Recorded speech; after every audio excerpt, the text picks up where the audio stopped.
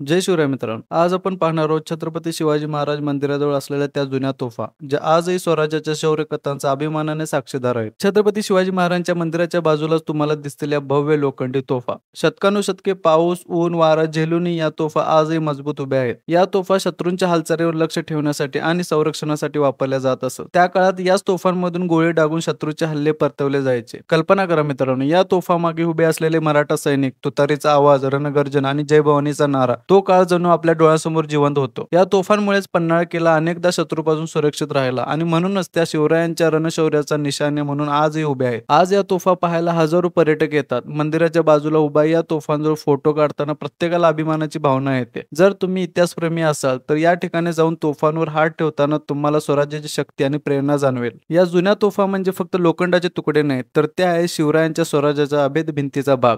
त्या आपल्याला सांगतात आपल्या इतिहासाचा अभिमान बाळगा आणि प्रत्येक तोफ आपल्याला सांगते शिवरायांचा वारसा जपा आणि त्यांच्या शौर्याची ज्योत पुढच्या पिढीपर्यंत पोहोचवा. आपण इतिहास पाहत आहोत, पण या तोफांमधून इतिहास आपल्याकडे पाहत आहे अभिमानाने आणि स्वराज्याच्या तेजाने. तर मित्रांनो, व्हिडिओ आवडला असेल तर लाईक करा, शेअर करा आणि आमच्या चॅनलला सबस्क्राईब करा. पुढच्या व्हिडिओत भेटूया आणखी एका इतिहास प्रेरित ठिकाणी. तोपर्यंत जय भवानी, जय शिवराय.